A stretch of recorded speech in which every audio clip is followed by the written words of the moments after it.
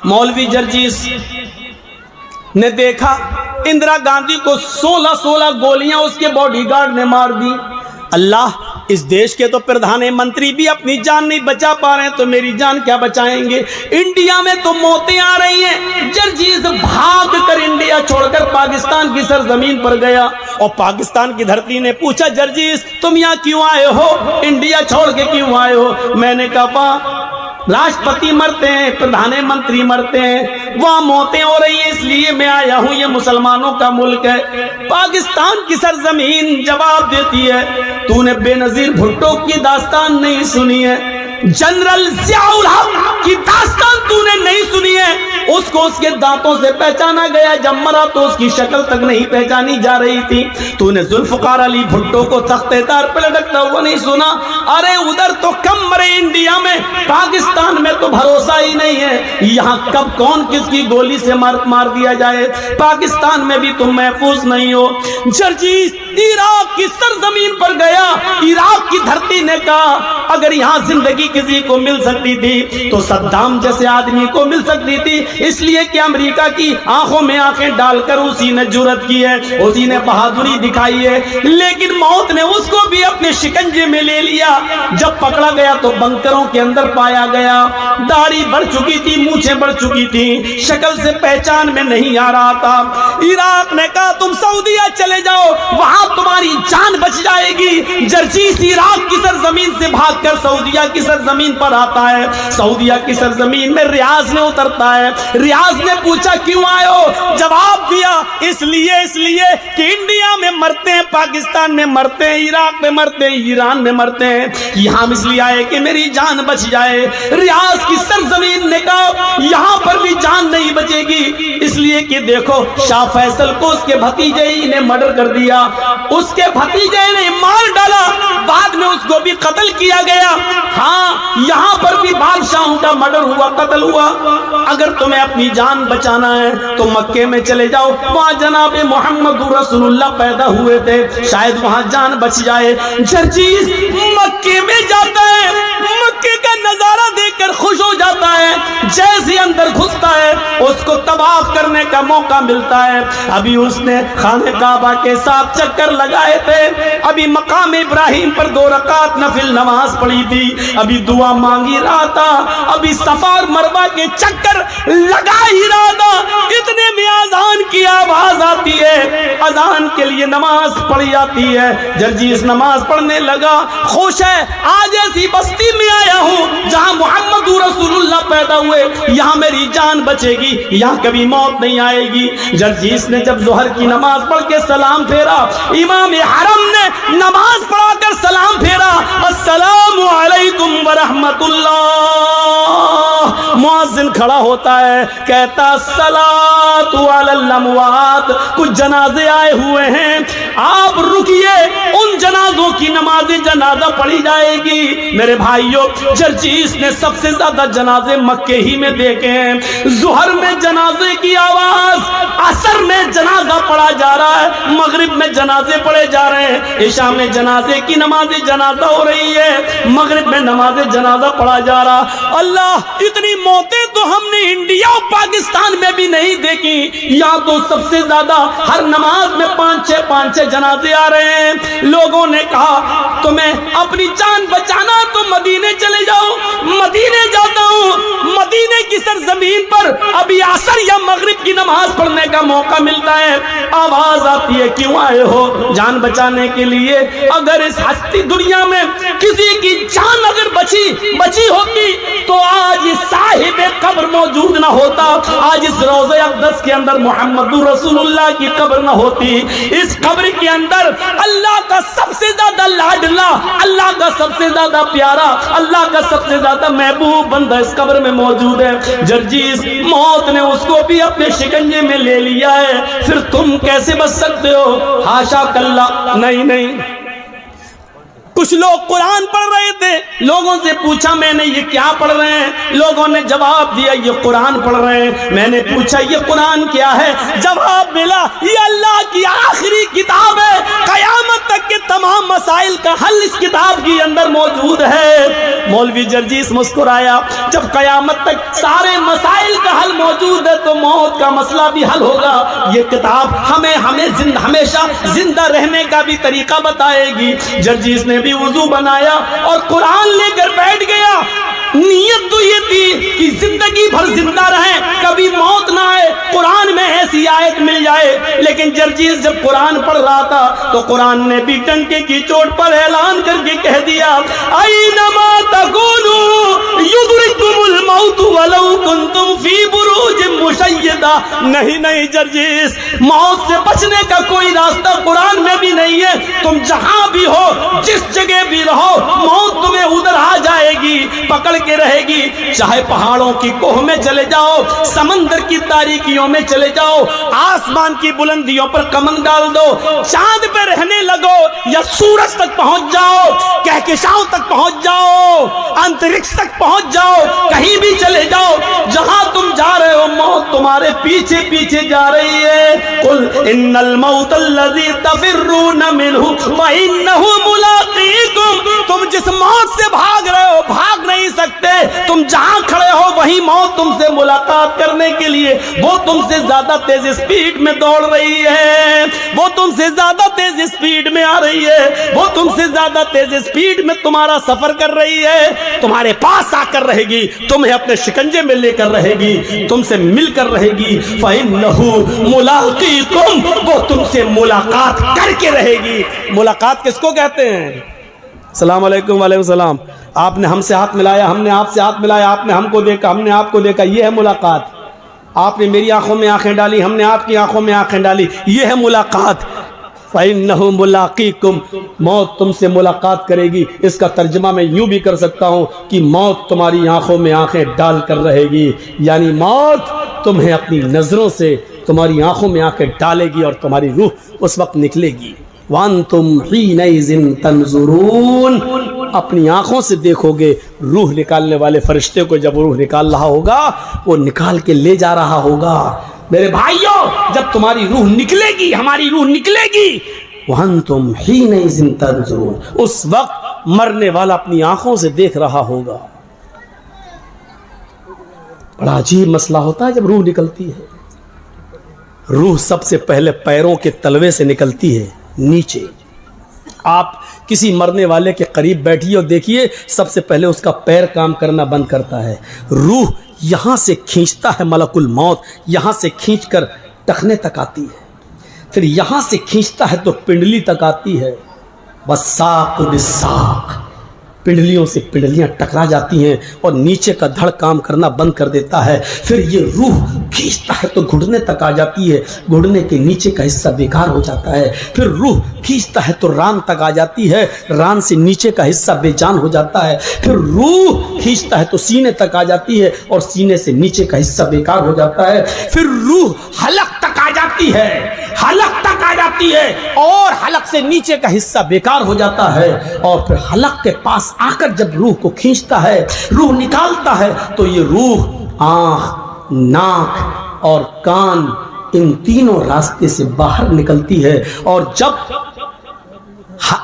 ناک اور کان کے راستے سے نکلتے ہوئے آنکھوں تک پہنچتی ہے تو آنکھیں پھٹ جاتی ہیں.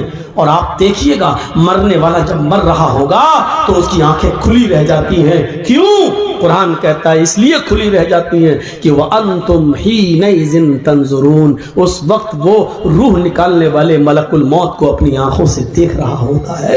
اور یہ دیکھ رہا ہوتا ہے کہ میری روح کو لینے والے رحمت کے فرشتے آسمان سے آئے ہیں یا عذاب کے فرشتے آسمان سے آئے ہیں, میری روح کو جنت کے فرشتے لے رہے ہیں یا ملک الموت کے ہاتھوں سے میری روح کو جہنم کے فرشتے لے رہے ہیں. وہ اسی دنیا میں دیکھ لیتا ہے کہ میری روح کو لینے کے لیے جہنم کے فرشتے آئے ہیں, جنت کے فرشتے. بہت آسان ہے. ہم لوگوں میں سے کتنوں کے ماں باپ اس دنیا میں نہیں ہوں گے, کتنوں کی ماں اس دنیا میں نہیں ہوگی, کتنے کے ماں باپ اس دنیا میں نہیں ہوں گے. ذرا سوچئے, وہ اس دور سے گزر چکے ہیں, اب وہ دور ہمارا بھی آنے والا ہے, آپ کا آنے والا ہے, ہمیں بھی اس دور سے گزرنا ہے. ہم نے اس موت کے بعد کے لیے کیا تیاری کر رکھی ہے؟ ہمیں اس چیز کا احساس اپنے اندر پیدا کرنا ہے. بہت خوش اور مگن ہو چکے ہم لوگ بہت. یہ جو آوازیں آ رہی ہیں، چاہے عورتوں کے پنڈال سے آ رہی ہو، چاہے بازار سے آ رہی ہوں، یہاں جلسہ ہو رہا ہے، قرآن پڑھا جا رہا ہے، حدیث پڑھی جا رہی ہے، یہ یاد رکھیے گا یہ آوازیں آپ کی ہوا میں نہیں گھوم رہی ہیں. آپ نے صبح سے لے کے شام تک ابھی جب سونے جائیں بستر پر تو سوچئے گا کتنی گالیاں دی ہیں اور کتنا آپ کی زبان سے سبحان اللہ اور الحمدللہ نکلا ہے، اس کا حساب لیجئے گا. آپ ابھی تک اپنی پوری زندگی کا نہیں لے پائیں گے، لیکن آج کا حساب لیجئے گا. آج صبح سے شام تک کتنی گالیاں دی ہیں، کتنوں کو دھوکہ دیا ہے، کتنوں کو ناجائز ستایا ہے، کتنوں پر ظلم کیا ہے اور کتنوں کے ساتھ اچھا سلوک کیا ہے. آپ نے جو کچھ بھی کیا ہے وہ اس ہوا میں گھوم نہیں رہا ہے، بلکہ اس کو فرشتے ریکارڈ کیے ہوئے ہیں. اچھا کیا تو دائیں ہاتھ کے فرشتوں نے ریکارڈ کر رکھا ہے، برا آپ کی زبان سے نکلا تو اس کو بائیں ہاتھ کے فرشتوں نے ریکارڈ کر لیا ہے. وہ اس ہوا میں ہے نہیں. یہ مت سوچئے گا کہ اس ہوا میں گھل گیا اور مل گیا اور چلا گیا، نہیں، وہ ریکارڈ ہے، وہ ریکارڈ ہے. اور قیامت کے دن اللہ اس ریکارڈ کو ہمارے سامنے پیش کر دے گا. فَمَن يَعْمَلْ مِثْقَالَ ذَرَّةٍ خَيْرًا يَرَهُ وَمَن يَعْمَلْ مِثْقَالَ ذَرَّةٍ شَرًّا يَرَهُ. ذرہ برابر نیکی کی ہوگی تو اس کو بھی تم اپنے نامہ اعمال میں دیکھ لو گے، ذرہ برابر برائی کی ہوگی تو اس کو بھی تم اپنے نامہ اعمال میں دیکھ لو گے. اس چیز کا احساس ہمارے اور آپ کے اندر آنا چاہیے. جہنم کا سب سے ہلکا عذاب اس آدمی کو دیا جائے گا جس کے پیروں کے تلوے کے نیچے آگ کی 2 چنگاریاں ہوں گی. ان احون اہل النار عذابا یوم القیامت لرجل یوضع فی اخمص قدمیہ جمرتان. نوٹ کریے، ان احون اہل النار، سب سے ہلکا عذاب اس آدمی کو ہوگا، یعنی دنیا میں جس نے سب سے کم گناہ کیے ہوں گے، اور اس کو جہنم میں سب سے ہلکا عذاب دیا جائے گا. بھیا اسٹیج پر چلنا بند کر دیجئے آپ لوگ، یہ ہل رہا ہے، مجھے لگ رہا ہے کہ گر جائے گا. بند کریے آپ اور اصول بدلیے. جس کو چاہے اسٹیج پہ بٹھا دیا، پینٹ شرٹ آئی ٹائی اور کھینی والے سب اسٹیج پہ بیٹھے ہوئے ہیں. بن گئے سب مودی کے باپ، اسٹیج پہ بیٹھ گئے، بہت عزت ہو گئی، اور یہاں بیٹھ کے دھم دھم دھم دھم دھم دھم اور کر رہے ہیں.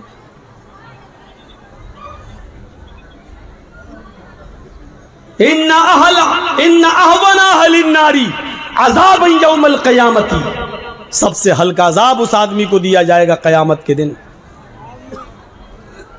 لرجل یوضع فی اخمص قدمیہ جمرتان، جس کے پیروں کے تلووں کے نیچے آگ کی 2 چنگاریاں رکھ دی جائیں گی. چنگاری، کبھی بیڑی پیے ہو؟ ہاں، وہ تو بہت لوگ ہوں گے ایسے. مولانا صاحب کسی کو کھڑا کر کے پوچھو، کہے گا ہاں ہاں ہاں مولانا صاحب غلطی ہو گئی، آئندہ نہیں پیئیں گے، لیکن ابھی تو کہے گا ہاں پیتے ہیں. چنگاری دیکھی آپ نے؟ ایک آدھ چنگاری اٹھتی ہے. انگارے کی بات نہیں کر رہا ہوں میں، انگارہ تو اتنا بڑا ہوتا ہے، کوئلہ آپ نے جلایا وہ انگارہ ہے، وہ تو بہت بڑا ہو گیا.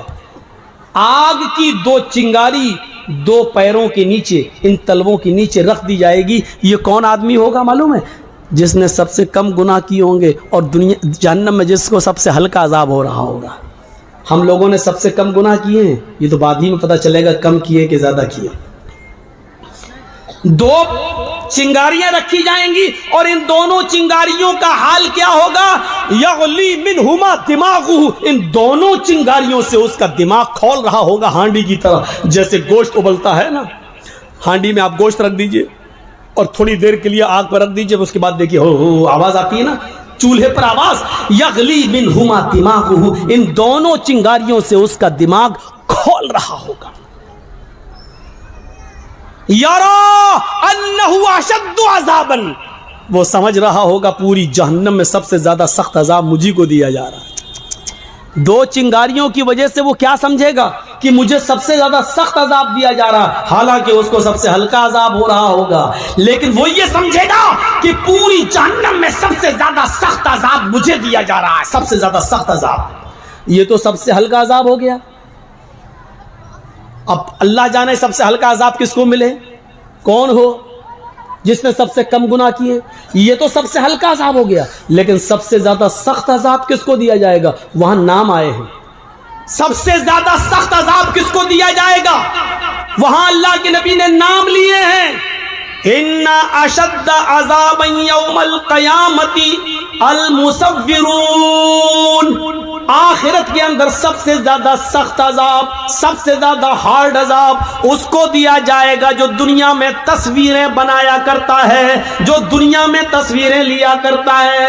کھل کر کیوں نہ کہہ دوں، جو اپنے موبائلوں میں سیلفی لیتا ہے، فوٹو کھینچتا ہے، کسی مولوی کے ساتھ وہ سیلفی لے کر فخر کرتا ہے، اپنی دکان میں مولانا کو بٹھا کے سیلفی لے کے اس کے پرچار کرتا ہے۔ ان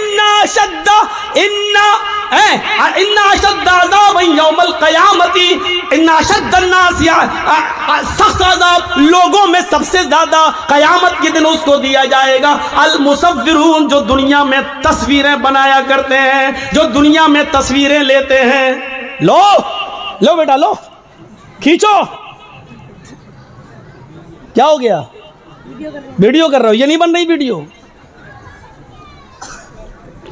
آئیے ابھی جرجی صاحب تقریر ختم کریں گے۔ مولانا صاحب ہو گئے جنت الفردوس کے مالک، بہت اچھا، اپنے دوستوں میں شیئر کریں گے۔ دیکھیے جرجی صاحب سے ملاقات کر کے آئے ہیں، مل کے آئے ہیں۔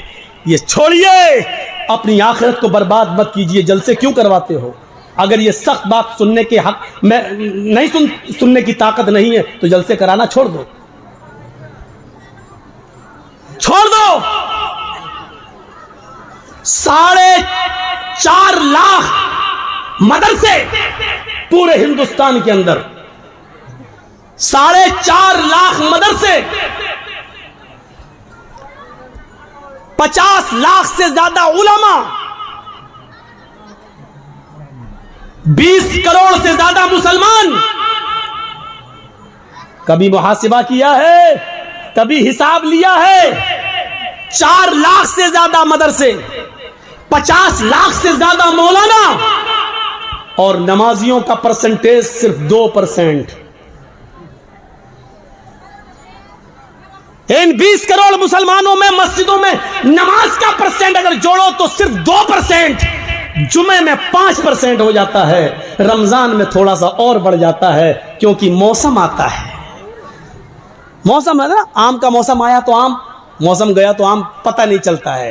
ایسے ہی موسمی مسلمانوں کو آپ جانتے ہو کون ہیں؟ جو رمضان کے موسم میں نماز پڑھتے ہیں، موسم گیا تو آم اور فروٹ کی طرح یہ بھی بیچارے مسجدوں سے غائب ہو جاتے ہیں۔ کبھی محاسبہ کرا؟ غصہ آ رہا نا؟ آنا چاہیے۔ غصہ زندوں کو آتا ہے، مردوں کو نہیں آتا۔ آنا چاہیے، اس بات پر نہیں آنا چاہیے کہ NRC لاگو ہوگی کیا ہوگا، اس بات پہ غصہ نہیں آنا چاہیے کہ ایک آدمی اسلام چھوڑ کر دوسرے مذہب میں چلا گیا، نہیں آنا چاہیے۔ اس پر تو اللہ کا شکر ادا کرنا چاہیے کہ بار الہ تو نے اسلام کو ایسے گندے لوگوں سے محفوظ کر لیا ہے۔ اس پر غصہ آنے کی ضرورت نہیں۔ قرآن سے 26 آیتیں بدلنے چلا تھا، اللہ نے دکھا دیا جو قرآن کو بدلنے کی کوشش کرے گا اللہ اس کو اسی طریقے سے بدلے گا۔ دنیا میں اس سے بڑا معجزہ اور کیا ہو سکتا ہے؟ ہندوستان میں جو ہوا ہے، چلا تھا قرآن بدلنے، اللہ نے اسی کو بدل دیا۔ لے یہ ہے تیرا انجام، تو اس پر غصہ نہیں آنا چاہیے۔ میں تو اس اللہ کا شکر ادا کرتا ہوں کہ بار الہ بہت اچھا ہوا ہے، بہت اچھا ہوا ہے۔ پہلے مسلم بن کر جب اسلام کے خلاف بولتا تھا تو تکلیف ہوتی تھی، اب غیر مسلم بن کر بولے گا تو کوئی تکلیف نہیں ہوگی، اس لیے کہ اسلام کو تو 1400 سال سے برابر دشمن غیروں نے نقصان پہنچانے کی کوشش کی لیکن نہیں پہنچا پائے، تو اب یہ کیا کر لے گا؟ نہ 3 میں نہ 13 میں کیا کر لے گا؟ کوئی حیثیت نہیں ہے۔ غصہ اس بات پر نہیں آنا چاہیے، غصہ اس بات پر آنا چاہیے کہ آپ نے حساب کیا لیا ہے، حساب کیا دیا ہے۔ حساب زندوں سے لیا جاتا ہے، مردوں سے نہیں۔ آپ مدرسے کا کمیٹی ہے، حساب لیجئے۔ ہم جو چندہ دیتے ہیں بتائیے کہاں خرچ کرتے ہو، کہاں لگاتے ہو، بچوں پر کتنا خرچ ہوتا ہے، یہ حساب لینے کی ذمہ داری آپ دیتے ہیں تو آپ لیجئے اس کا حساب. مدرسے والوں کو حساب دینے میں شکایت نہیں ہونی چاہیے. تم کون ہوتے ہو حساب لینے والے؟ حضرت عمر فاروق جب امیر المومنین بنائے گئے اور منبر پہ کھڑے ہو کے خطبہ دینے لگے، جیسے انہوں نے الحمدللہ کہا، ایک نوجوان مجمع میں کھڑا ہو گیا، کہنے لگا عمر خطبہ نہیں دینے دوں گا. کہا کیوں؟ پہلے یہ بتاؤ آج نیا کرتا پہن کر آئے ہو، یہ نئی قمیص پہن کے آئے ہو، یہ نئی قمیص تمہیں کہاں سے ملی ہے؟ تمہاری تنخواہ تو بیت المال سے اتنی نہیں ہے کہ اس میں تم نیا کپڑا سلا سکو. آج یہ نئی چادر تمہارے جسم پر میں دیکھ رہا ہوں، یہ کرتا، یہ قمیص تمہارے پاس کہاں سے آیا؟ حضرت عمر جواب دیتے ہیں کہ اس کا جواب میں نہیں دوں گا، میرا بیٹا دے گا. ہائے میرے بیٹے اٹھو اور جواب دو کہ یہ نئی قمیص، نیا کرتا کہاں سے آیا؟ بیٹا اٹھتا ہے اور جواب دیتا ہے، اے لوگوں سنو، بیت المال میں بہت سی چادریں آئی ہوئی تھیں اور ان چادروں میں سب کو مسلمانوں میں بٹنا تھا. تو وہ چادریں جب بٹی تو سب کو ایک ایک چادر ملی، میرے باپ کو بھی اس میں ایک چادر ملی، سب کو ایک ایک چادر دی گئی، میرے باپ کو بھی ایک چادر ملی. اسی چادر کی انہوں نے قمیص بنا لی. حضرت عمر نے کہا نوجوان کیا اب میں خطبہ دے سکتا ہوں؟ تم نے میری صفائی میرے بیٹے کی طرف سے سن لی، اب جواب دے، اب میں خطبہ شروع کروں؟ کہا نہیں. کہا کیوں؟ کہا اب تو میں اور الجھ گیا ہوں. کہا ایک ایک چادر سب کو ملی، مجھے بھی تو ملی تھی. میں درزی کے پاس گیا، اس ایک چادر میں میری قمیص نہیں بنی. تم تو ہم سے ڈبل ہو، تم تو موٹے تازے ہو، تندرست ہو، ہٹے کھٹے ہو. ہم تو 5 فٹ کے ہیں، تم 6 فٹ سے بھی اونچے ہو، پھر تمہاری قمیص کیسے بن گئی؟ حضرت عمر نے کہا بیٹے اس کا بھی جواب دو. حضرت عمر کا بیٹا کہتا ہے لوگوں اور آئے حساب لینے والے تو بھی سن، میرے باپ کو ایک چادر ملی تھی، مجھے بھی تو ایک چادر ملی تھی، سب کو ایک ایک چادر دی گئی، اس میں میرا بھی حق تھا، مجھے بھی ایک چادر دی گئی. میں نے اپنے باپ کی قمیص میں کئی جوڑ لگے ہوئے دیکھے، پیبند لگے ہوئے دیکھے، تو مجھے اپنے باپ کی قمیص پر بڑا افسوس ہوتا تھا کہ میرے باپ کے پاس کوئی کپڑا نہیں ہے. تو میں نے اپنے باپ کو اپنی بھی چادر دے دی، اپنی چادر اور میری چادر دونوں چادریں ملا کر میرے باپ نے قمیص بنا لی. حضرت عمر نے کہا نوجوان اب کیا کہتے ہو، اب میں خطبہ دوں؟ وہ نوجوان بیٹھ گیا، امیر المومنین اب آپ خطبہ دیجئے. اللہ کی قسم مجھے فخر ہے کہ میرا امیر ایسا ہے کہ جس نے امانت میں خیانت نہیں کی ہے، جس نے ایک پیسے کی بھی امانت میں خیانت نہیں کی ہے، کپڑے کے ایک تار کی بھی امانت میں خیانت نہیں کی ہے. اب آپ خطبہ دیجئے. میں نے یہ سب کے سامنے اس لیے پوچھا تاکہ آپ کی صفائی سب کے سامنے آ جائے. میرے بھائیوں سب کے سامنے اس آدمی نے پوچھا، حساب لیا، اور عمر فاروق نے سب کے سامنے حساب دیا. حساب زندوں سے لیا جاتا ہے، مردوں سے نہیں. مردے تو مر گئے، وہ اپنے کرم جو کیا ہے اس کے حق وہ بھگتے. اچھا کیا تو اچھا، برا کیا تو برا، لیکن زندوں سے حساب لیا جاتا ہے. آپ زندہ قوم ہیں، محاسبہ کریے. محاسبہ 20 کروڑ میں نے کم بتائے، اس بھارت میں مسلمان ہیں 30 کروڑ سے زیادہ، مدرسے ہیں 4 لاکھ سے زیادہ، علماء ہیں 50 لاکھ سے زیادہ. لیکن اتنے مدرسے ہونے کے بعد، اتنے عالم ہونے کے بعد، اتنے مسلمان ہونے کے بعد مسجدوں میں ان مسلمانوں کی نماز پڑھنے کا پرسنٹ ہے صرف 2%. میرے بھائیوں یہ 98% مسلمان کیا کر رہا ہے، یہ 98% مسلمان کیا کر رہا ہے؟ کبھی آپ نے محاسبہ کیا؟ کبھی آپ جو سماج اور سوسائٹی کے اندر پنچایتیں بٹھا لیتے ہو، جو ظلم کرتے ہو، بھرے مجمع میں کہتا ہوں اگر میری بات غلط ہو تو بتاؤ، آج ایسا ہوتا ہے کہ نہیں ہوتا ہے کہ ایک لڑکی باقاعدہ پنچایت میں کہتی ہے کہ اس لڑکے کے ساتھ میں 1 سال سے رہ رہی ہوں، 2 سال سے میرا اس کے ساتھ تعلق ہے، اب یہ شادی نہیں کر رہا ہے میرے ساتھ، لہذا شادی کروائیے. اور وہ لڑکا شادی سے جب منع کرتا ہے تو پنچ لوگ بیٹھ کر فیصلہ کرتے ہیں کہ تم رہتے تھے کہ ہاں یہ بھی راضی تھی، میں نے ایسا کیا، تو کیا ہوا؟ اب پنچایت فیصلہ کیا کرتی ہے؟ 5 لاکھ روپیہ تم دو. یا تو شادی کرو، اور شادی نہیں کر رہے ہو تو لڑکے سے 5 لاکھ 2 لاکھ 1 لاکھ روپیہ لے کر لڑکی کو دیا جاتا ہے کہ جاؤ تم اپنا گھر بسا لو۔ بتاؤ ایسا ہوتا ہے کہ نہیں ہوتا ہے؟ اور یہ پنچایت میں یہ فیصلے کیے جاتے ہیں کہ نہیں کیے جاتے ہیں؟ ایسا بھی ہوتا ہے لڑکا کسی لڑکی کو لے کے بھاگ گیا، سماج سوسائٹی میں برائی ہوئی، بلایا گیا، لڑکا لڑکی کو لے کے آ گیا، پنچایت بیٹھتی ہے اور پنچایت میں یہ لڑکی کا باپ روتا ہے اب میری لڑکی کہیں منہ دکھانے کے لائق نہیں رہی۔ پنچایت بیٹھتی ہے اور پنچ فیصلہ کرتے ہیں کہ تم اس لڑکی سے شادی کرو گے؟ صاحب شادی نہیں کریں گے، میرے گھر والے تیار نہیں، لائیے 2 لاکھ روپے دو، اور لڑکی کو دے دیا جاتا ہے۔ میں پوچھنا چاہتا ہوں کہ لڑکی اپنی مرضی سے جب بھاگی ہے، لڑکا بھی اپنی مرضی سے بھاگا ہے، پنچایت بیٹھی ہے، سزا لڑکے کو ہی کیوں مل رہی ہے؟ اس سے 2 لاکھ روپیہ لے کر پھر اسی لڑکی کو کیوں دیا جا رہا ہے؟ جب غلطی دونوں کی تھی تو سزا دونوں کو کیوں نہیں مل رہی ہے؟ ایک طرفہ سزا کا کیا تماشا ہے؟ یہ مجھے بتائیے، یہ آپ کی سزا کیا شرعی سزا ہے؟ کیا قرآن و حدیث کے مطابق سزا ہے؟ جبکہ قرآن یہ کہتا ہے کہ زنا کے معاملے میں لڑکی زیادہ غلط ہوتی ہے، لڑکا کم، لڑکی کی طرف سے زیادتی ہوتی ہے اور لڑکے کی طرف سے کم، کیونکہ قرآن نے کہا ہے الزانیۃ والزانی فاجلدوا کل واحدۃ منہما، زنا کرنے والی لڑکی اور زنا کرنے والا لڑکا، ان دونوں کو 100 کوڑے مارو۔ اللہ نے پہلے لڑکی کہا ہے، بعد میں لڑکا کہا ہے، کیونکہ زنا کی شروعات اور زنا کی ہمت اور زنا کے لیے اکسانا لڑکی کی طرف سے پہلے ہوتا ہے۔ لڑکا ٹھیک ہے بھگا رہا تھا، لیکن لڑکی اگر بھاگنے کا اشارہ نہ کرتی تو کبھی زندگی کے اندر لڑکا اس لڑکی کو بھگا نہیں سکتا تھا۔ میرے بھائیوں، پھر لڑکی کو سزا نہ دی جائے اور پیسہ لے کر جرمانہ لڑکی کو دے دیا جائے، شرم آنی چاہیے ایسے پنچوں کو، اور شرم آنی چاہیے ایسی پنچایت کو جو بالکل دوگلا، نالائق اور اخلاق سے گرا ہوا فیصلہ کرتے ہیں۔ تمہیں قیامت کے دن اللہ کے ہاں اس کا جواب دینا ہوگا۔ بھاگ رہی لڑکی، صاحب منہ کالا ہو گیا ہے، کیوں بھاگی؟ صاحب چلی گئی، اس کا مطلب باپ کی غلطی تھی۔ کیوں دیا تھا تو نے اپنی لڑکی کو اینڈرائڈ موبائل؟ کیوں چلاتی تھی واٹس ایپ؟ کیوں چلاتی تھی میسنجر؟ کیوں چلاتی تھی فیس بک؟